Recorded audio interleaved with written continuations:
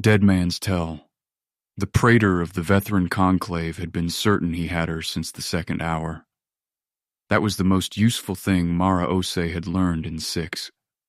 She sat in the white chair in the center of Interrogation Suite 4, hands flat on the table surface, and listened to Keth-Umraal recite her inconsistencies. He had 47 of them catalogued. He recited them with the patient, almost sorrowful precision of a species that experienced lying the way other species experience deep tissue injury. As something wrong, something that violated the body's natural order. He did not raise his voice. He did not threaten. He simply stated each inconsistency with the steady cadence of a being who considered evidence to be self-evidently persuasive. He had, she thought, never sat across from someone who disagreed. Your transit documentation lists an entry point of Corridor 11, he said. His voice was a layered thing, harmonics stacked like geological sediment, the deep frequencies carrying authority and the higher ones carrying nuance. The translation software in her ear caught perhaps 80% of it. She'd estimated this in the first hour by tracking the moments where his body language shifted, but his translated words didn't quite account for the shift. The missing 20% was mostly contempt. Corridor 11 was sealed for maintenance at 0340 station time. You arrived at 0317. You could not have used it. That's inconvenient, Mara said. The Praetor paused. His 8 arms, arranged in 2 lateral banks of 4, along a thorax that could have belonged to a medium-sized boulder, plated in obsidian chitin that caught the suite's blue light and held it like trapped water, shifted slightly. The second from the left on his lower bank contracted a ½ centimeter, a small movement, not stressed, not defensive, just a micro-adjustment. She noted it.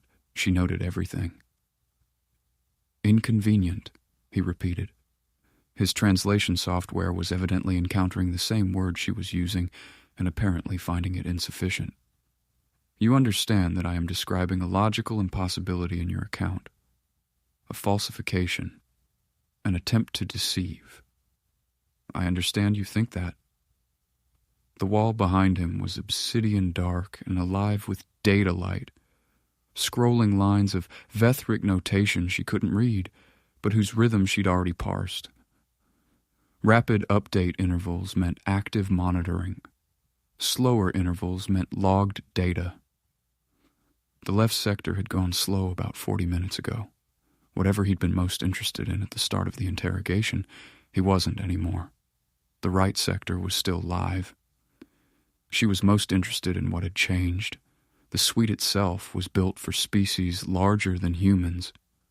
The white chair was sized for a Velhari, which put the seat edge at the back of her knees and created a posture that would have looked submissive on a taller being, slightly perched, slightly off balance. On her, it just looked like she was sitting slightly too far back in the chair. She'd adjusted in the first 10 minutes by shifting her weight forward onto her heels. The Praetor had logged this adjustment as comfortable positioning indicates low distress response. She hadn't corrected him. It was, after all, accurate. The suite had one other occupant. In the corner, standing with the patient metabolic efficiency of a species that could regulate its own caloric burn, was Attaché Serene Voss.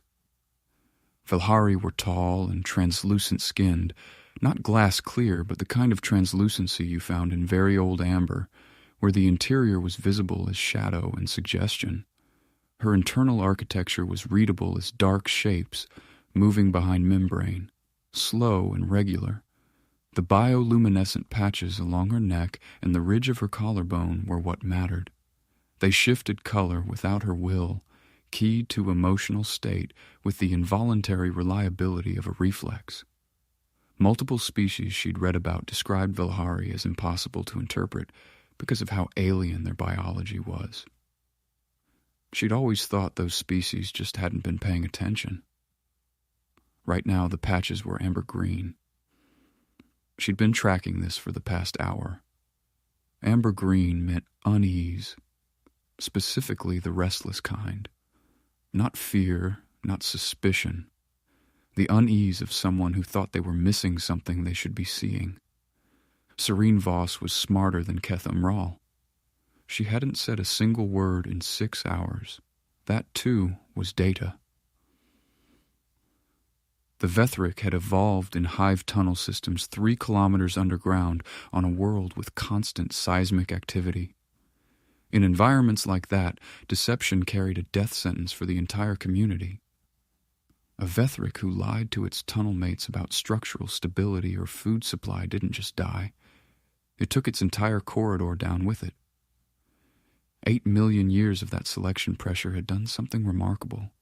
It had eliminated deception from the Vethric genome so thoroughly that the concept had become almost biological, not just cultural. The Vethric didn't avoid lying because they'd been taught to. They avoided it the way mammals avoided breathing water. It simply wasn't something their nervous system was built for. The side effect was extraordinary. In the void left by any ability to deceive, their capacity to detect it in others had grown to fill the entire space. They developed pattern recognition for biological stress markers that surpassed anything else in the known galaxy. Not just the obvious markers, pulse rate, pupil dilation, microtremors in extremities. They rid cortisol gradients through ambient air. They tracked pressure distribution shifts in prehensile appendages.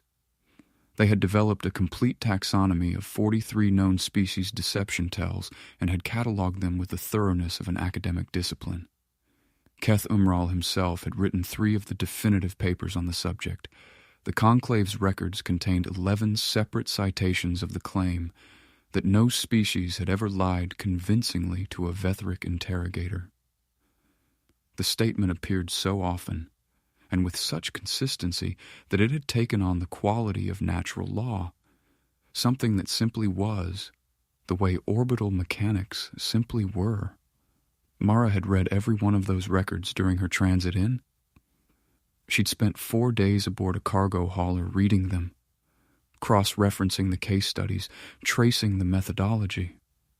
She'd found the gap the records never discussed, because it never needed to be discussed. The gap was this. Keth-Umraal had a taxonomy of 43 species. 43 species whose deception tells he'd cataloged with laboratory precision, whose cortisol signatures he'd mapped, whose micro-expressions he'd named and quantified. He had a perfect, comprehensive, devastating catalog. Humans weren't in it. Not because the Conclave hadn't encountered humans.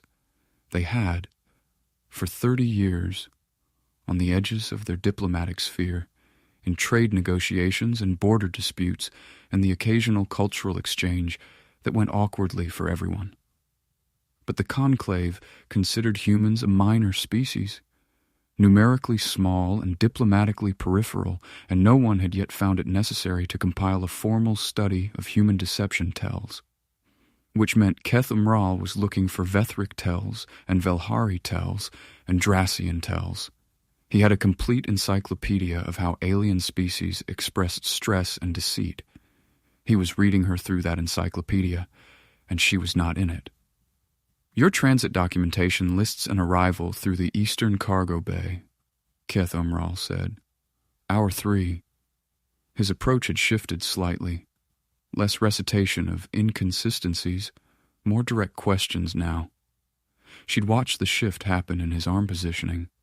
The lower arms had moved into a configuration she'd catalogued as investigative mode, slightly extended forward, tracking her.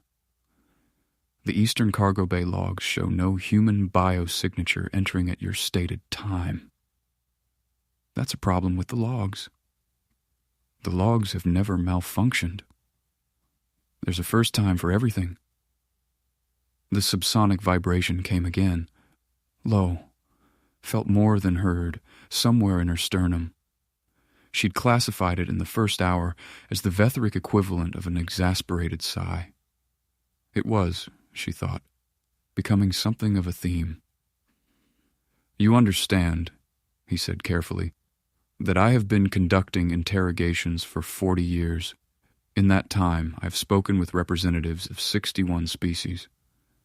I have never encountered a being who acknowledged inconsistencies in their account without either explaining them or showing distress. Maybe you should add humans to your catalog. I am trying to. She almost smiled, didn't. What does your catalog tell you about me so far? He regarded her for a long moment. His eye clusters, 8 compound facets arranged in a slight curve across his front-facing thorax, each one capable of independent movement, were, she'd learned, his most expressive feature. Not in the way human eyes were expressive, but in their configuration. The angle of attention, the degree of focus, the way they moved between targets. Right now they were in a configuration she'd tentatively called puzzled certainty, the look of a being who was sure of his conclusion and increasingly unsure of his methodology. You are either the most accomplished deceiver I have ever encountered, he said, or the most profoundly unbothered, honest person I have ever encountered. I cannot determine which. This has never happened before. I can see why that would be frustrating. It is not frustrating. It is anomalous. Anomalies are resolved through additional data. I'm happy to help, she said, and meant neither word. She'd been caught on purpose, not the way operatives got caught when things went wrong, not the scrambling improvisation of a compromised extraction or the desperate pivot of a blown cover.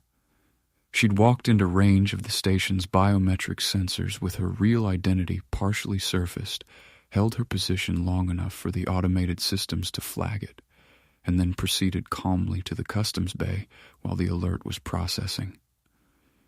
She'd walked to her own arrest with the unhurried efficiency of someone keeping a scheduled appointment.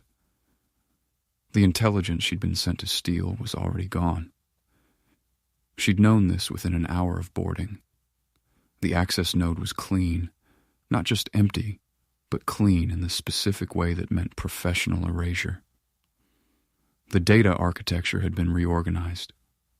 The timestamps were scrubbed in layers, each layer slightly different, which meant the person doing the scrubbing was experienced enough to know that a single layer scrub looked like a scrub.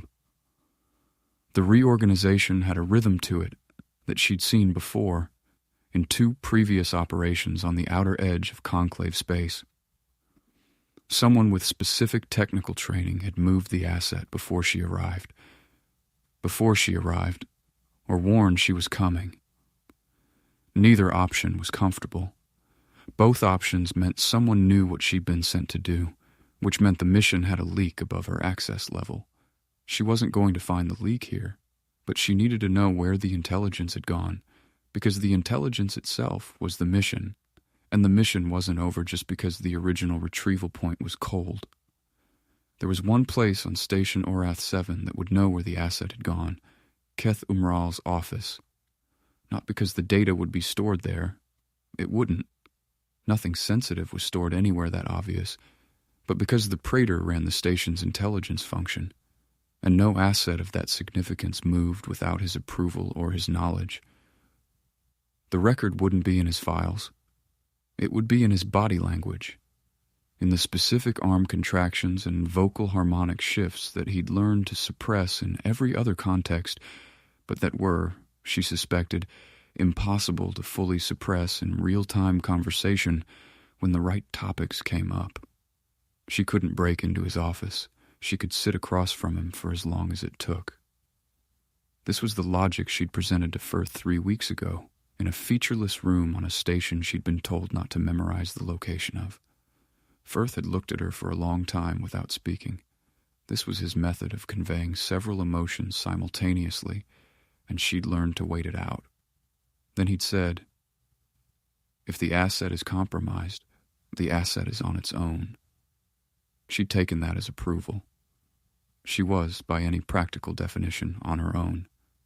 The comms channel was probably still monitored, but monitored was not the same as active, and active was not the same as extractable. She had what she needed here, in this room. She just needed to finish getting it. Let me ask you something, she said. Keth-Umraal's arms shifted toward her, a small refocusing, the forward lean of a being paying closer attention. In 40 years of interrogation, what's the tell you see most often? He considered this seriously, which she appreciated. Eyes, he said. In all sighted species, the eyes move before the being is aware of the movement. When constructing a false memory, there is a tracking motion to the upper right that precedes the fabricated account by approximately 0.3 seconds. That's very specific. Physiology is specific. Do my eyes do that? He looked at her. Looked at her eyes specifically, in the deliberate way of a being conducting a measurement. You are looking directly at me, he said. You have been looking directly at me for the duration of this interview. This is also unusual. Most people look away when they're uncomfortable. Most beings, yes. Sustained direct eye contact indicates either dominance behavior or, in some species, an attempt to project confidence that is not felt. He paused, which would make it a form of deception, a tell. Could be. Or I just don't have anything to hide. The subsonic vibration again. You have 17 provable falsifications in your account. I meant nothing worth hiding. The shift happened at hour 4, in the way that significant things often happened, quietly, without announcement, arriving as a small difference in the texture of something she'd been watching. She mentioned the Eastern Arm shipping corridors. She mentioned them obliquely, buried in a longer response about her ostensible trade function, the way she'd buried it in 3 previous answers to create a baseline. The first mention, no response. The second, no response. Third mention, his second lower left arm contracted 0.5 centimeter. She mentioned the Velhari ambassador's schedule. Second lower left arm, 0.5 centimeter. She mentioned the consortium of 9. The arm stayed contracted for 2 full seconds before releasing, which was twice as long as either of the previous triggers. She felt something settle inside her chest. The particular quiet that came when a calculation resolved. She had the thread. The intelligence hadn't been destroyed. It had been transferred, and the consortium of 9 was somewhere in that transfer chain. That was enough to go on. That was the mission. Now she had to get out. She'd been building a secondary read throughout. One arm was about the data, but she'd been watching his full posture for anything about the leak, about who had been warned, about whether the compromise was at her level or above it. This was harder. He wasn't thinking about the leak. He was thinking about her. Which meant she was looking at the absence of information rather than the information itself. The absence told her the leak was someone she hadn't been thinking about either. She added this to her notes and waited for the right moment. The second day's interrogation began at 800 station time. Keth-Umraal arrived with a machine, and for the first time since she'd arrived, he looked satisfied. Not happy. She wasn't sure Vethric anatomy permitted happy, or at least the version of it that involved visible physical expression, but satisfied. He had a problem, and he believed he had found the solution. The machine was a Drassian Lattice 7 Bioscanner. She recognized it from a technical briefing she'd read 2 years ago in preparation for an operation that had subsequently been canceled. The scanner consisted of a lattice of silver filaments suspended in a frame of amber glass. The glass served no structural purpose whatsoever. It was aesthetic, a Drassian philosophical statement about the dignity of precision instruments, and it had cost approximately 3 times what the scanner itself cost. The filaments were the actual technology, a network of sensors capable of reading 17 biochemical indicators of physiological stress with accuracy that the manufacturers described as beyond laboratory standard. The manufacturers were not exaggerating.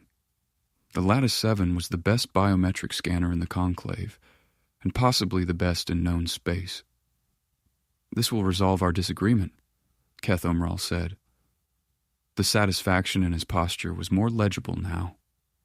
Both lower banks of arms extended forward, open, the body language of a being who expected events to go his way. The lattice system measures cortisol, adrenaline, vasopressin, and 14 additional biochemical indicators of physiological stress. It has been calibrated specifically for human biology. We have conducted this calibration multiple times.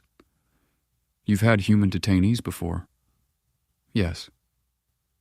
And none of them maintained their inconsistencies past the lattice scan. His eye clusters tracked to her. "How did you know that?"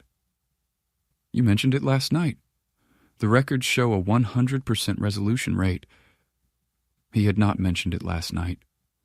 She'd seen it in the files before boarding and had been waiting to see whether he'd correct her. His arms stayed in their open configuration. He believed she'd heard it from him. She filed this and moved on. He ran the scan.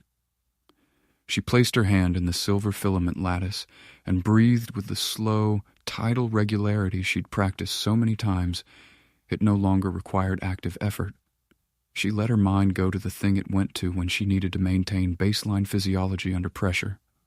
A hand of cards she'd played 14 years ago, back room of a casino on Meridian Station. No-limit game against 6 players she'd never met before. She'd been 26. She'd been holding a 7 high, the worst possible hand in the game, and she'd bet everything she had into a pot that the other players all had covered. She'd done it because she'd read the table wrong for 3 hands running, and rather than compound the error, she'd gone to the simplest possible position, make them afraid of her. They'd folded. She hadn't understood then quite what she'd done. She'd understood it better over 20 years of professional work that took the same fundamental skill and applied it in contexts where the stakes were measured in things other than money. The memory was not calming in the way peaceful memories were calming. It was calming in the way certainty was calming. A reminder that she knew how to do this, that she'd done it before, that the outcome was not in question, only the path to it. The scanner hummed. The amber glass lit from within. Keth-Umraal's eye clusters tracked the readout, and then he went very still. "This can't be right," he said. "What does it say?" "Cortisol, normal. Adrenaline, normal. Vasopressin, oxytocin, norepinephrine." He stopped, started again. "All normal. Your heart rate is 61 beats per minute. Your skin conductance response is baseline. I have good resting habits. You are sitting in a conclave detention facility. You are being interrogated by the Praetor of Vethran Security. You have 17 falsified statements in your record." His voice had dropped to a register she hadn't heard before. The deepest harmonics, the ones that were mostly felt rather than heard, vibrating in the bones of her skull. No being has ever read baseline in a lattice scan under these conditions. Not in 40 years of this facility's operation. "Maybe I'm just calm." "Why are you calm?" "I used to play poker for a living." She watched him very carefully when she said this. He filed it in the category of unknown terms, which she'd expected. "Explain poker," he said. So she did. She explained the mechanics first, the deck, the betting structure, the hands ranked by probability. She explained how each player held cards that other players couldn't see. She explained the fundamental structure of the game: incomplete information, forced decisions, outcomes determined by a combination of probability and psychology. His lower arms began pulling toward his thorax during the probability section. She explained bluffing, the deliberate construction of a false impression about the cards you held, the specific techniques, controlling your expression, controlling your voice, controlling the pace of your breathing. The practice required to do all 3 simultaneously under pressure. The years of repetition it took to make it reflexive. His upper arms joined the lower ones, drawing in. She explained tells, the involuntary signals that revealed the truth of a player's hand to someone watching carefully enough. The micro tremor when a player had a strong hand and was containing excitement. The overcorrection when someone was consciously trying to appear calm, which paradoxically looked less calm than actually being calm. The 17 distinct signals she'd cataloged in her first year of serious competitive play, refined over time to a list of 43, which she now considered modestly comprehensive. All 8 arms were pulled in tight now. She'd never seen a Vethric achieve that configuration, and wasn't sure the joints permitted it under normal circumstances. She explained that humans taught poker to children, that it was played recreationally for fun, professionally for money, academically as a training exercise in probability and decision theory, that several human military academies offered it as an elective, that she had started playing at age 9 at a kitchen table with her grandmother, who had been very good and had never told her she was good until Mara beat her for the first time at 11, at which point her grandmother had put down her cards and said, "That's the one I was waiting for." She did not know why she included that last detail. She almost never talked about her grandmother. "This is a recreational institution," Keth-Umraal said. His voice had lost several of its harmonic layers. The depth was still there, but the nuance had simplified, the way complex emotions simplified when overwhelmed. For the systematic practice of deception, played for money, taught to children. For fun, mostly. For fun. The money's secondary. The subsonic sound he made this time was longer than any she'd catalogued. She classified it under a new category, existential perturbation. Your species developed a recreational institution for the systematic practice of deceiving other beings, he said. And you consider this normal? I consider it a skill. It is the deliberate cultivation of a capability for dishonesty. It's the deliberate cultivation of a capability. What you do with it is a different question. He was silent for a long moment. His arms remained bundled. In the corner, she checked Serene Voss. The Villari's neck patches had gone from amber green to red. Not the flicker of a transition. Saturated. Held red. She hadn't seen this color on Villari before. She filed it with a question mark and continued. Keth-Umraal recalibrated the scanner. Ran it again. The readout was identical. He stood with both sets of eyes tracking the display and both sets of arms in the bundled configuration, and she could see the specific cognitive work happening across his posture. The body language of a being whose framework was encountering data it wasn't designed to process. He was a professional. He recovered. "We will continue," he said. The arms extended back out, not fully but enough. He returned to the list of inconsistencies. She watched his arms and answered questions for 2 more hours, and during those 2 hours, she got everything she needed. The second lower left arm contracted reliably on 3 subjects: the Velhari ambassador's recent schedule, the Eastern Arm shipping corridors, and the consortium of 9. Everything else, the arm held relaxed. She cross-referenced this against his vocal harmonics. On the same 3 subjects, the deep tones shifted downward slightly. Not much, maybe a minor third, which she'd identified earlier as the harmonic equivalent of heightened attention. He was protecting those 3 subjects, not consciously. She didn't think he even knew he was doing it. But his body knew, the way all bodies knew the things the mind tried not to think about. She had the thread. The intelligence had been moved to a consortium-adjacent position. That was actionable. She had the mission. Now she needed to be out of this room before the chemical interrogation kit arrived. She'd seen the Conclave security officer speaking quietly to one of the guards at the suite entrance during a break. She'd read his posture, purposeful, deferential, carrying something he didn't want the room's occupant to know about yet. She had, she estimated, 4 hours. She needed to be out of here in 2. The complication arrived on schedule, in the form of Keth-Umraal, presenting the Vilhari chemo-induction kit with visible reluctance. "You have given me nothing verifiable in 2 days," he said. The reluctance was real. She could read it in the arm configuration, a slight asymmetry where one bank extended slightly more toward her than the other. He'd been genuinely engaged by the puzzle she presented.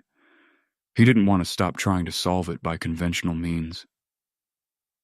"I cannot close this file with speculation. My methodology has a limit, and I am at it. The next phase of this process is not one I would have preferred, but you have left me no alternative." She looked at the kit. It was a small case, gray composite, with the Vilhari Pharmaceutical Authority's mark in silver on the lid. Chemical interrogation was gentler than the name implied. The Vilhari approach didn't cause pain. It simply removed the capacity for sustained narrative construction, which meant you answered questions in fragments that were true without being able to weave them into a coherent false story. You couldn't lie in fragments. Humans had found workarounds in 3 documented cases, which she'd read about, but those were corner cases, and she wasn't certain she could execute them cleanly. She had approximately 2 hours before the process could begin. Preparation time, the kit required mixing, the operator needed calibration. She needed to use them.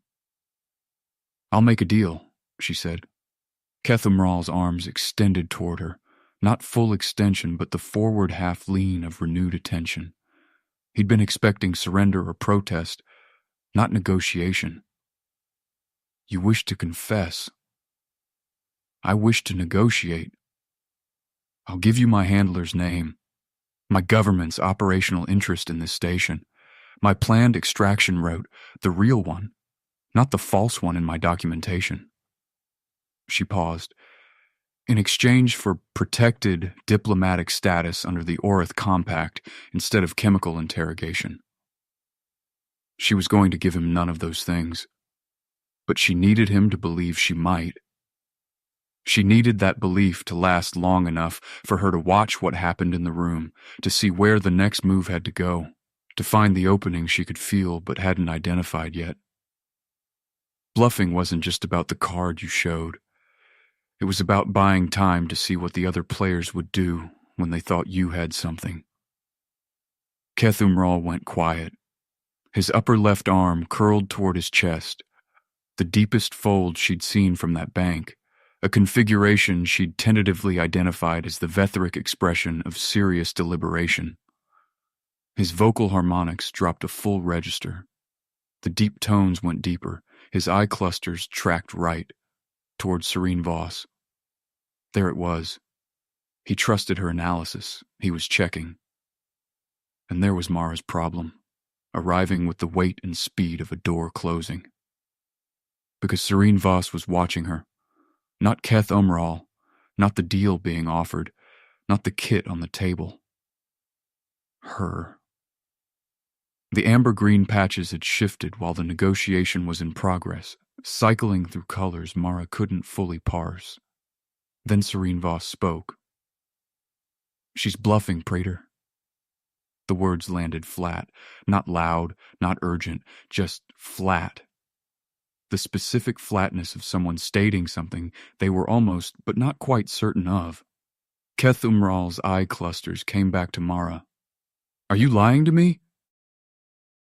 Mara looked directly into Keth-Umraal's eye clusters, all 8 facets, compound and deep as the space between stars, watching her with the full weight of 40 years of interrogation experience and 8 million years of evolutionary truth detection behind them.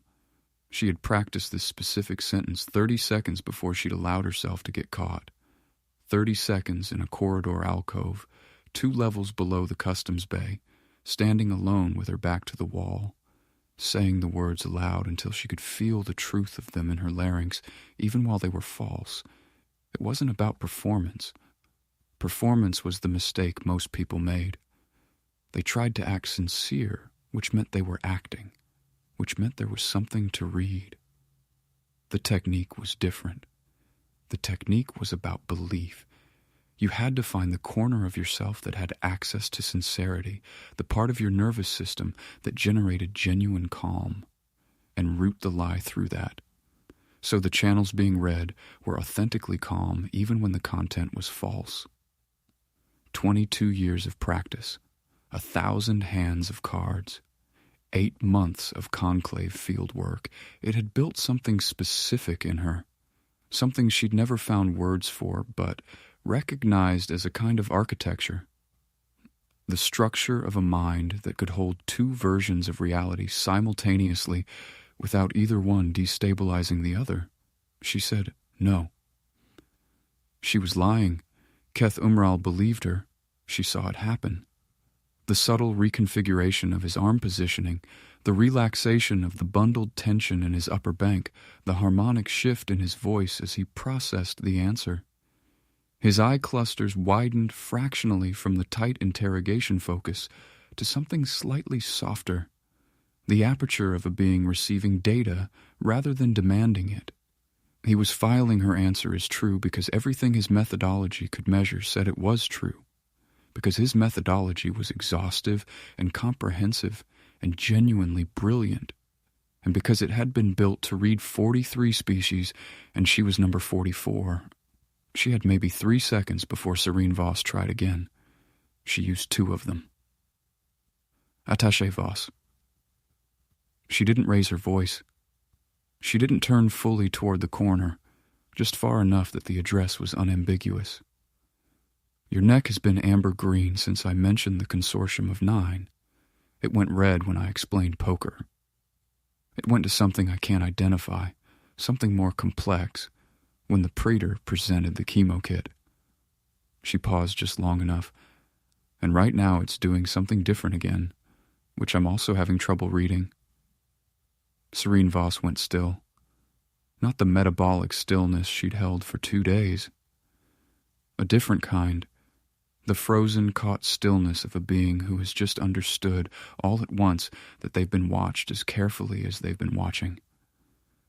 I don't know exactly what any of it means, Mara continued, keeping her voice level, keeping it easy, the same tone she'd used discussing weather systems.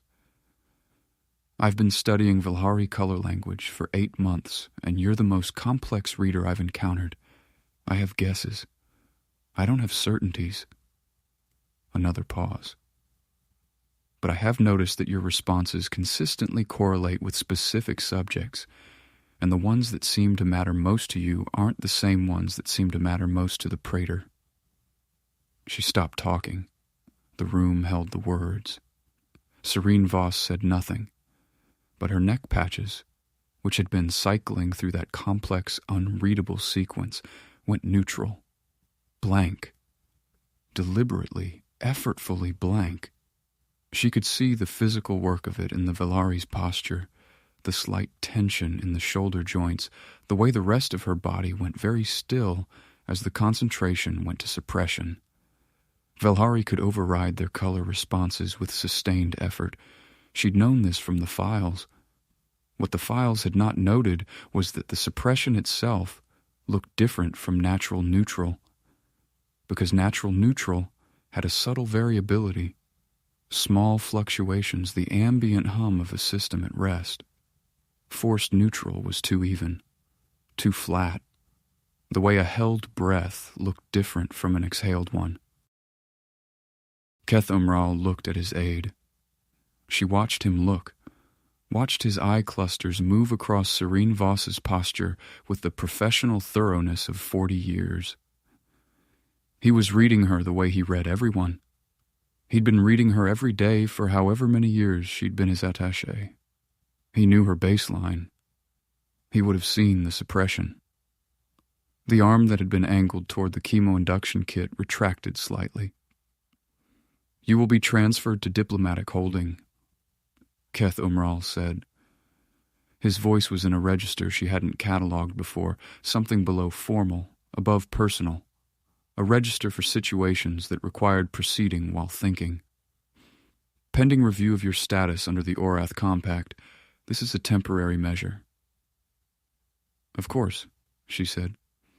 The interview will resume when circumstances permit. Understood.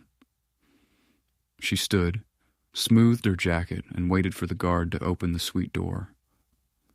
She didn't look at Serene Voss on her way out. She didn't need to. She'd gotten what she needed, and adding anything now would be the kind of overplay that rookies made. She'd called the bluff. The rest was up to the room she was leaving. The diplomatic holding suite had a curved glass wall facing open space. She stood at it for a moment after the door sealed, long enough to let the math complete itself without interruption. She'd been right on the consortium thread. She was 64% confident she'd been right about Serene Voss, that what she'd implied without specifying had landed on something real rather than something imagined. The remaining 36% was the unknowable part. She'd played a card without knowing its face value, and what happened next would depend on whether the room made the same interpretation she hoped they did. 64% was a workable margin. She'd run operations on lower odds. The comms relay was behind a maintenance panel 11 minutes into her search. The panel wasn't locked. She'd spent a few seconds on this before deciding it meant either that the station designers trusted diplomatic detainees or that no diplomatic detainee had ever been curious about what was behind maintenance panels. She suspected the latter. She assembled the burst signal in 4 minutes. Short, compressed, keyed to a relay frequency she'd memorized rather than written, because things written could be found. She didn't say much. The message was the information, and the information was the consortium of 9, the Eastern Arm, the Velhari ambassador's schedule, and the arm tell that had connected them. 3 data points and 1 method note. Everything Firth needed, and nothing she didn't intend to send. She disassembled the relay and returned it to its original position with the care of someone who might need to use it again. Then she lay down on the holding suite's sleeping platform and conducted a post-session analysis with the detached professionalism she'd developed over 22 years of doing this. She'd made 4 significant errors in the past 48 hours. She cataloged them in order of severity and identified the corrections she'd make in her next operation. None of the errors had been fatal. A non-fatal error rate of 4 across a 2-day high-risk operation was, in her experience, the acceptable baseline for humans. The acceptable baseline being the rate at which you could make mistakes and still accomplish the objective. Other species, she'd noticed, tended to optimize for making fewer errors. Humans tended to optimize for surviving them. She closed her eyes and slept. The formal diplomatic protest from her government arrived 72 hours later. It was worded, even by the Orath Compact's fairly aggressive standards, with a particular sharpness. The specific diplomatic language that technically constituted a complaint, but carried the weight of a threat. Backed by trade leverage the Conclave depended on for 3 separate supply chains in the outer systems. She was released through the secondary docking bay at 1400 station time. 2 Vethric security officers provided escort to the lock. The corridor was quiet. Every being she passed either looked away or found something of immediate interest in the wall displays. This was the particular quality of silence that filled spaces where something had happened and the details were not being discussed. She walked without rushing, unhurried, the same way she'd walked in. At the lock threshold, she paused for exactly 1 second, not to look back, but to listen. The sound of a space behind you, the acoustic signature of how a room holds itself when you leave, told you things that a direct observation couldn't. This room was holding itself with the concentrated quiet of people who were not discussing something specific. Whatever she'd done with Serene Voss was still actively not being discussed. She walked through the lock. The debrief happened 4 days later in a room that smelled like recycled air and institutional cleaning fluid. She'd been in 27 debrief rooms across 11 systems over her career, and they all smelled like this. She'd concluded it was deliberate. The smell of nowhere specific made it easier to focus on the conversation. Firth ran it, as he always did. He was a thin man with careful eyes and the particular posture of someone who'd been doing careful, sedentary work for a long time, slightly forward, slightly contained, like he was perpetually reading something that required close attention.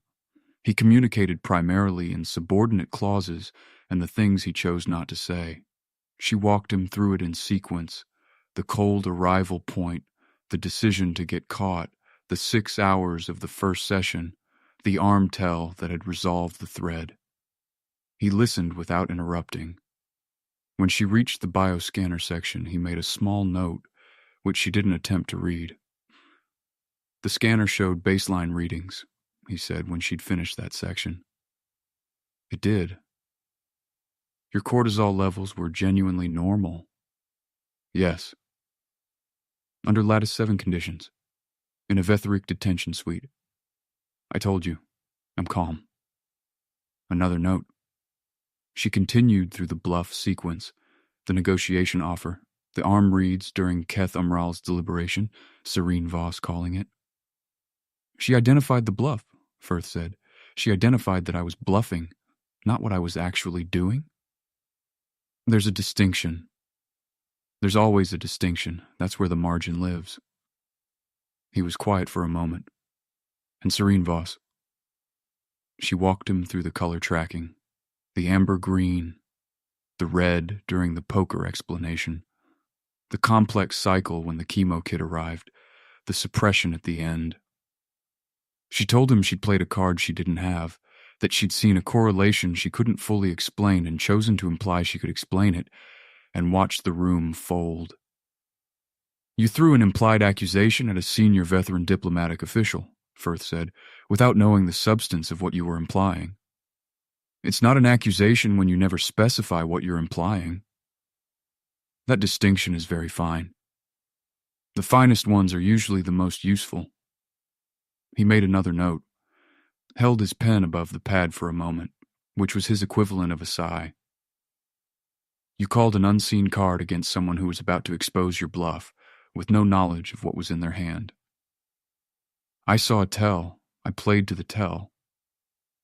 And if you'd been wrong, then the chemical interrogation would have proceeded and we'd be having a different conversation. She thought about it for a moment. A shorter one, probably. He didn't respond to that. He moved on to the operational implications of the consortium thread, which occupied the next hour and a half and was, by comparison, straightforward. The consortium of 9 data proved to be significant.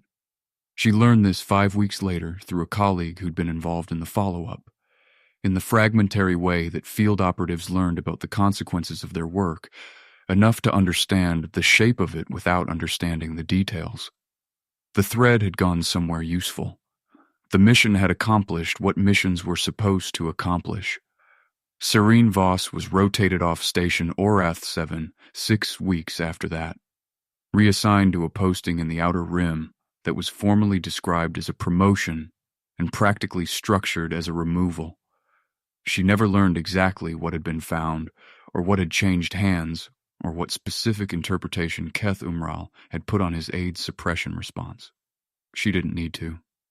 The rotation said everything the rotation needed to say. She'd played a card she didn't know the value of.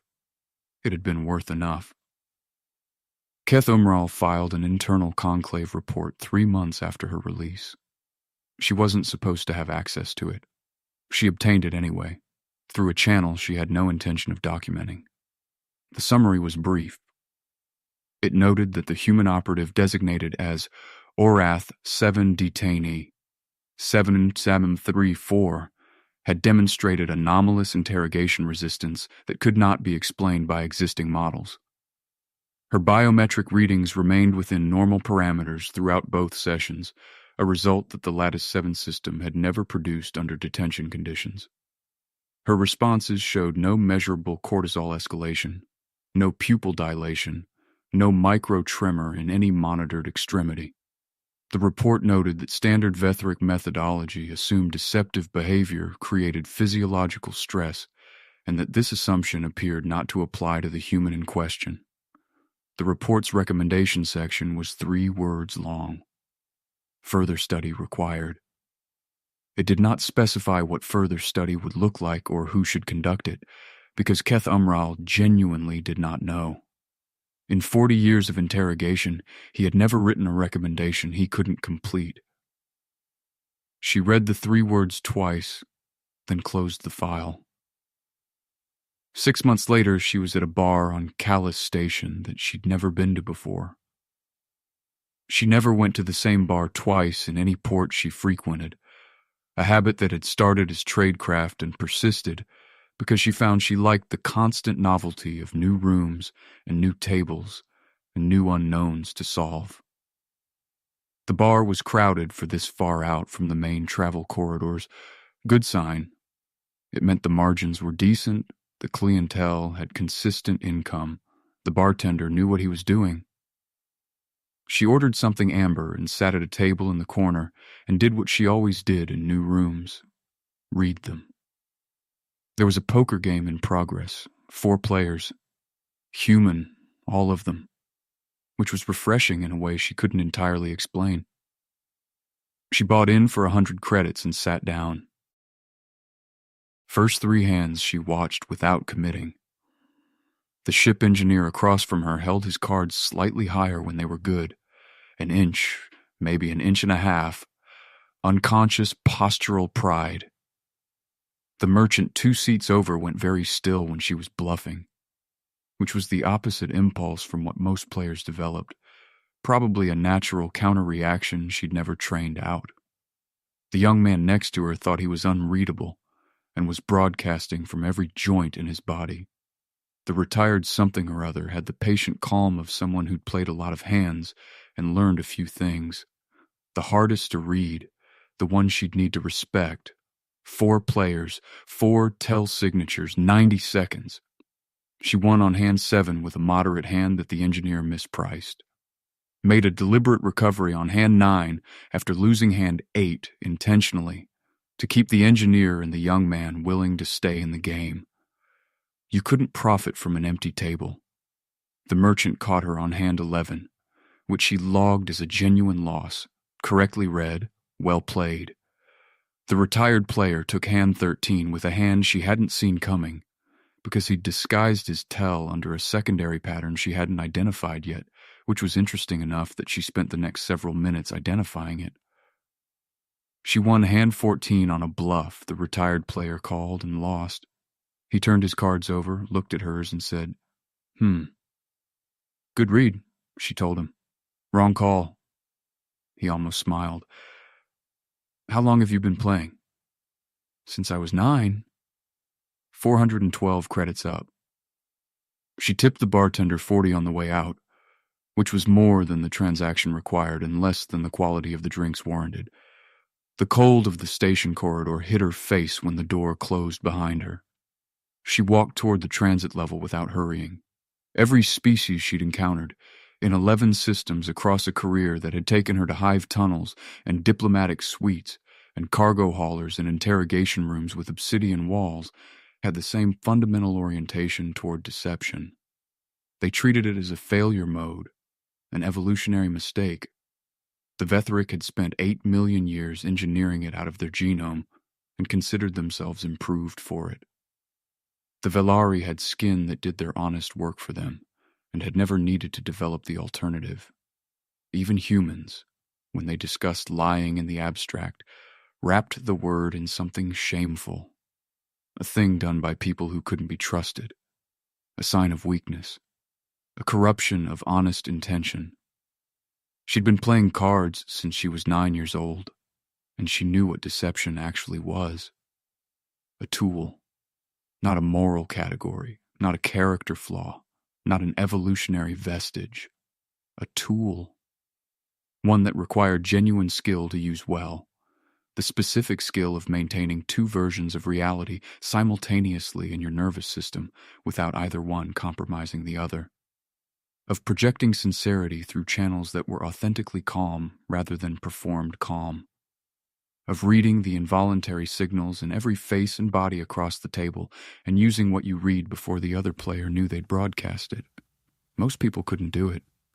Most people broke under sustained eye contact. Most people performed sincerity rather than channeling it, and the performance had tells, and the tells were readable. Mara had no readable tells. She had 43 catalog signatures for other species and a working list of another dozen she was still refining. She'd sat across from the Praetor of the Vethran Conclave and lied to his face through the most sophisticated biometric scanner in known space in a species for whom deception was biologically inconceivable, and she'd walked out through the front door because he had no framework for what she was. She'd played an unseen card against the smartest being in that room and watched the table fold. The Vethric had eliminated lying from their genome. The Velhari had evolved skin that advertised their truth involuntarily. Both species had built civilizations on the assumption that deception was a flaw to be eliminated, and both had become genuinely extraordinary at detecting it in others, and both had built their taxonomies without ever accounting for a species that had instead spent 10,000 years of recorded history and 43 million years of evolutionary pressure turning it into a craft. Humans hadn't eliminated the liar. They'd invented poker. The difference she had found was everything.